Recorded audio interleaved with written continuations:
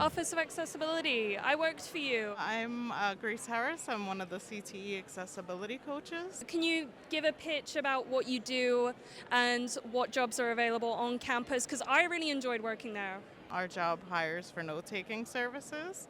The eligibility requirements is you have to have a 3.0 GPA, not be a first semester student, and also legible handwriting. For those interested in those opportunities, you can contact Coco Dumasi and complete an application. What are the benefits that people can get out of doing an internship with you?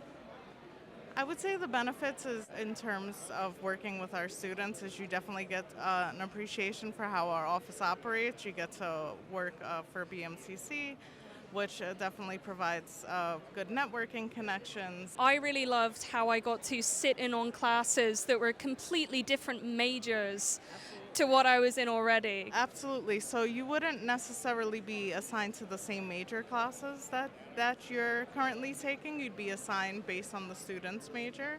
So depending on that, you could be exposed to different material altogether, which is really nice if you're a person that's committed to learning. Exactly. I learned statistics, I learned literature, the world is my oyster, and I was getting paid while doing it, and I made friends. I think you're even better at pitching this than me. So that's the biggest statement from Cornelia. Let's go to someone who is not busy right now. Media makers! Media makers, do you consent to being on film? Of course you do, you're in video. Do you want to be? Okay, great. Hi, I'm Becky.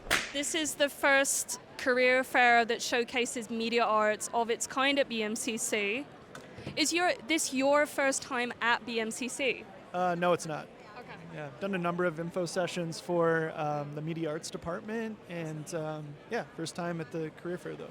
It's great to have you here. And have you had much interest in MediaWorks and RealWorks today? Certainly, students are coming up. They want to learn more about our upskill library, and that's kind of the vehicle to get into our internship program. So upscale is where you improve your skills, and that's you're ready to be on set. Ready to be on set really spans all of the media industry, though. It's not just film, it's music production, on the business side of things too, so these upskill courses really help students get a leg ahead. Where do students who've done this course and done the sessions with you, where do they head afterwards? Yeah, graduates of our program, they're working across the media industry, so places like Paramount, Warner Brothers, NBCU, you name it. Where did you start? What's your journey? I'm an artist and educator, so I know a lot of this firsthand. You have to hustle, you have to constantly improve your skills. I have a MFA, a PhD in electronic arts, and working in visual arts and new media. So how did you get your start in media? It started, just talking to students today with an interest, in photography and music, and then kind of taking those interests and then translating that into a project. The project grows, then you have a job, and then you just keep building on top of it. Say if someone does want to go into TV, film, or music video, any of those avenues, what do you think their biggest barrier to success is these days?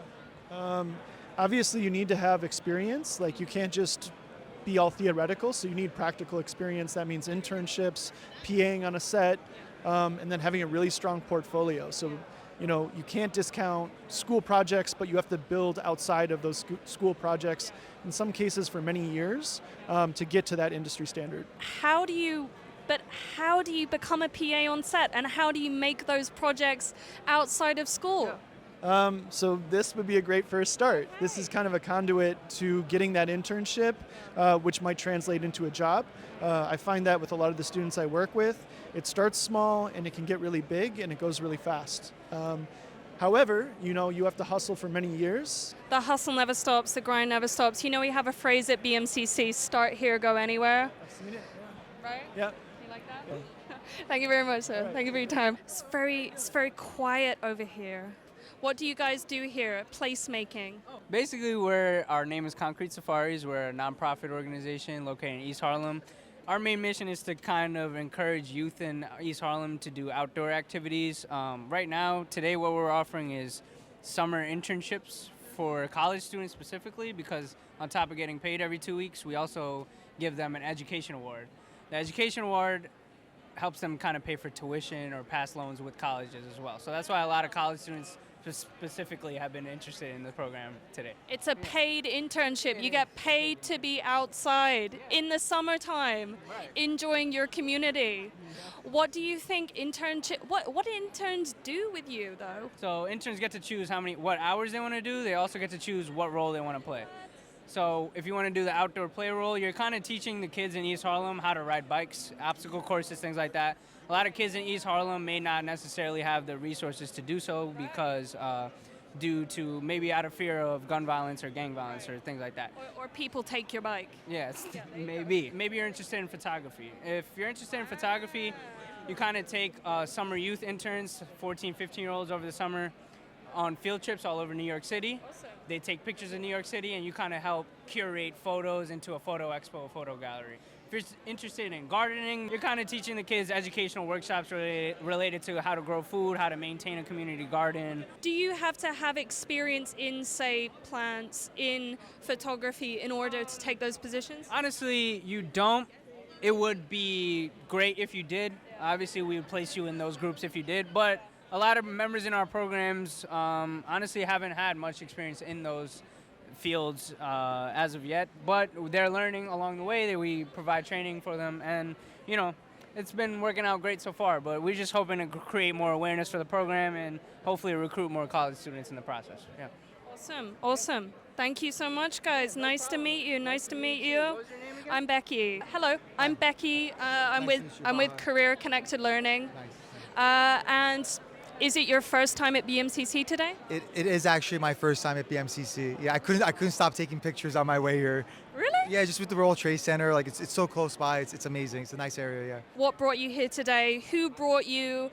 What are you hoping to achieve? Sure. So Anna from the career department, we've been staying in touch. I had done presentations via Zoom already for students about the job market, interviews, tips and tricks, of course, as well, resume building. And then talking about our company, Smooth Stack. We hire software engineers, entry-level software engineers, and data technicians right now. Yeah. Awesome. So what are you seeing in the kids that you're talking to today? Are you seeing that they're ready to take on the world of computer and software design? Excuse my ignorance. It's not my area of expertise. I'm seeing a lot of enthusiasm, honestly. People that are just really excited, very interested. They want real-world experience, you can tell, right? So they want to go to school, they want to learn. And they especially seem very excited to get not just real-world experience, but training in real world, which is great because a lot of students, they just want to get to the real world and they forget about the training part, right? So here, there seems to be just a lot of self-aware students and they know what would be best for them. And I think getting that real-world training before starting is just a phenomenal mindset to be in. Yeah. They know what's up. Exactly. They're not wowed by names. I've heard of this company, I know this company, but they want to know, okay, what work am I going to be doing? Yeah, they want to know exactly am I just going to be punching in the timesheets, right? Or am I going to be getting some value out of this? And the reality is when you go to college and you start your first opportunity, especially as an entry-level candidate, you want to make sure that you're being set up for the long term. You don't want to go somewhere and not learn anything for the first 6 months and then you forget what you learned. You know what I mean? You want to apply what you're learning. So definitely a great mindset for the future for them. You're impressed by BMCC students. And did you do any internships when you were younger and how were they? How did they bring you where you are today? Yeah, no, that's a great question. So I personally did not do internships, and it's funny because with Smooth Stack, we're more of an apprenticeship. So it's a great stepping stone for students, especially that maybe missed out on doing internships, right? Because it's something I definitely recommend. When you do internships, you're getting that real world experience that we spoke about. So I think that's where an apprenticeship can fill that void at times if you haven't done internships. So it's definitely important for someone's career and early development as well. Yeah. And just to clarify, the difference between an internship and an apprenticeship is that an apprenticeship is a road to employment. Yes, so with us, you are actually a full-time employee the entire time, but you go through that 3 months of training that otherwise you might be receiving, let's say, at an internship, right? So, yeah. Awesome. Thank you so much, Bob. Thank you so much. We appreciate your time. Thank you. May I recommend the deli right by...